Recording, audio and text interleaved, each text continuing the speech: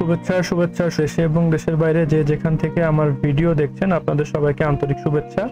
আমি আজকে আরেকটি ভিডিও নিয়ে চলে এলাম। এই ভিডিওটি মূলত একটি লার্নিং ম্যাটেরিয়াল। তো এই ভিডিওতে আমরা অ্যালগরিদমিক প্রাইস অ্যাকশনের ভেরি বেসিক থিং, যেটি ছাড়া অ্যালগরিদমিক প্রাইস অ্যাকশন সম্ভবই নয়, সেই জিনিসটি সম্পর্কে একটু বোঝাবো সবাইকে। সেটি হচ্ছে সুইং পয়েন্ট। তো চলুন আমরা সুইং পয়েন্ট সম্পর্কে একটু দেখি। মেইন টপিক কি, সুইং পয়েন্টস কি সেটাকে আইডেন্টিফাই করা এবং ট্রেডিং এ সুইং পয়েন্টস কিভাবে ইউজ করে সেটি দেখা। টপিকস কি আমরা শিখবো মূলত। সুইং পয়েন্টের ডেফিনেশন বুঝবো, সুইং হাই এবং সুইং লো কে আইডেন্টিফাই কিভাবে করে সেটি বুঝবো, সুইং পয়েন্টকে কিভাবে মার্কেট ডিরেকশন আইডেন্টিফাই করার জন্য ইউজ করে আমরা সেটি বুঝবো। তো চলুন নেক্সট স্লাইডে হোয়াট ইজ সুইং পয়েন্ট কি সেটা আমরা একটু দেখি। ফাইন্যান্সিয়াল মার্কেটের মধ্যে সুইং পয়েন্টস মূলত টপের সেই জায়গা এবং বটমের সেই জায়গা যে জায়গায় সুইং পয়েন্টস ঘটার ফলে মার্কেটটা ডিরেকশন চেঞ্জ করেছে।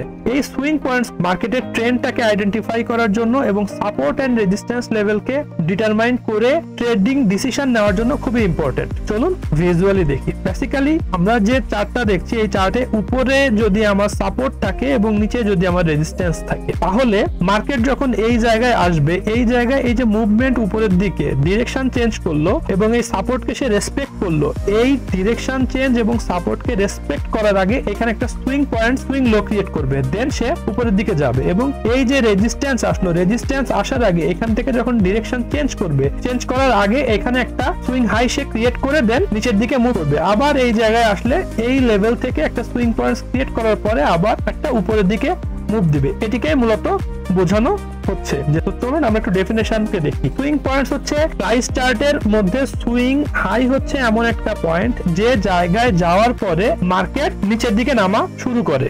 এবং সুইং পয়েন্ট বেসিক্যালি তিনটা ক্যান্ডেলের সমষ্টিতে ক্রিয়েট হয়। মিডল ক্যান্ডেলটা টপ থাকে, পাশে দুইটা ক্যান্ডেল লো থাকে। ক্লিয়ার? সিগনিফিকেন্স কোন একটা রেজিস্ট্যান্স, এখন রেজিস্ট্যান্সে আসার পরে সেই জায়গা থেকে মার্কেট নিচে নামবে কিনা আমরা কেমনে বুঝবো? তো রেজিস্ট্যান্সে যাওয়ার পরে যদি একটা সুইং হাই ক্রিয়েট করে, তাইলে আমরা বুঝবো যে মার্কেটের এখন মোমেন্টাম শিফট হওয়ার টাইম চলে আসতো। যখন আমার একটা মার্কেট রেজিস্ট্যান্স লেভেলে যাবে, তখন যদি সুইং হাই ক্রিয়েট হয়, তখন আমরা বুঝবো এখান থেকে এখন মার্কেট হয়তো নিচের দিকে মুভ করা শুরু করবে। এবং সুইং লো হচ্ছে তার ঠিক উল্টাটা। তো চলুন আমরা একটু ভিজুয়াল দেখি সুইং পয়েন্টস। এই চার্টটাতে কোনো কিছুই অ্যাকচুয়ালি বোঝা যাচ্ছে না, তাই না? কিন্তু অ্যাকচুয়ালি যদি আমরা এখানে সুইং পয়েন্ট আইডেন্টিফাই করতে চাই, তাহলে দেখুন এখন যদি এখানে মার্কিংটা আমরা অ্যাক্টিভেট করি, তাহলে আমরা সুইং পয়েন্ট মার্ক করতে পারছি। আমি আগেই বলেছি তিনটা ক্যান্ডেলের সমষ্টি। দেখেন এটা হচ্ছে আমার একটা সুইং পয়েন্টস। এটা সুইং পয়েন্টস হইলে 1 number candle, 2 number candle, 3 number candle. Clear? তো তিনটা ক্যান্ডেলের সমষ্টি। মিডল ক্যান্ডেলটা হাই থাকবে, মিডল ক্যান্ডেলের আশেপাশে কোনো হাই থাকবে না, মানে মিডল ক্যান্ডেলের পরের ক্যান্ডেল ডেফিনেটলি হাই থাকবে না, তার লো থাকবে, তার পরের ক্যান্ডেলে লো থাকবে। এইরকম এইটা একটা সুইং পয়েন্টস, কারণ এইটা এই ক্যান্ডেলের লো, তারপর এটা লো, তারপর একটা লো। আর এখন সুইং লো দেখি, সেম তিনটা ক্যান্ডেলের সমষ্টি। এইদিকে যদি দেখি তাহলে এটা হচ্ছে তিনটা ক্যান্ডেলের সমষ্টি। এই ক্যান্ডেলটা লো, তারপর এই ক্যান্ডেল এর থেকে লো, তারপর এই ক্যান্ডেল এর থেকে লো। তার মানে দিস ইজ এ সুইং লো। এবং এই সেম ক্ষেত্রে এই জায়গাতে দিস ইজ এ সুইং লো। কেন? এইটা একটা লো, তারপর এটা একটা লো, তারপর এটা একটা low. This is a swing low.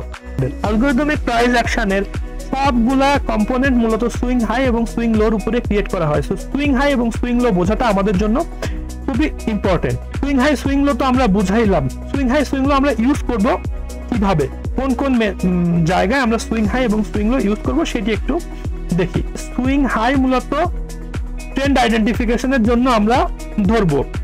Definition কিভাবে ভিজুয়ালি দেখাবো সেটা আমরা পরের ভিডিওতে আপ ট্রেন্ড ডাউন ট্রেন্ড দেখবো, তখন আমরা বুঝাইতে পারবো।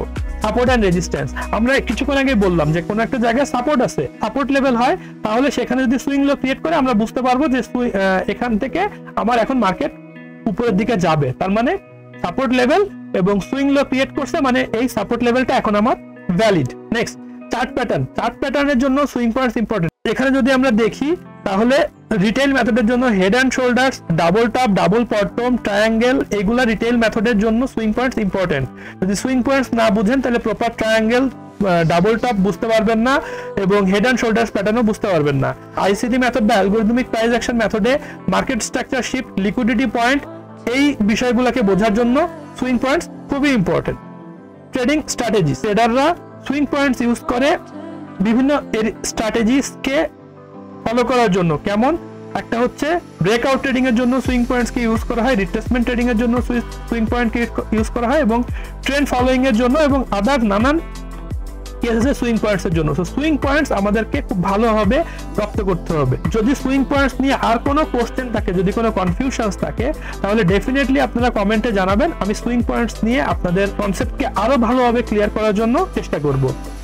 যদি আমার ভিডিও ভালো লেগে থাকে লাইক করবেন, কমেন্ট করবেন, শেয়ার করবেন, এবং যারা অ্যালগরিদমিক প্রাইস অ্যাকশন বুঝতে চান তাদের কাছে আমার ভিডিও শেয়ার করবেন। Thank you, bye bye, have a nice day.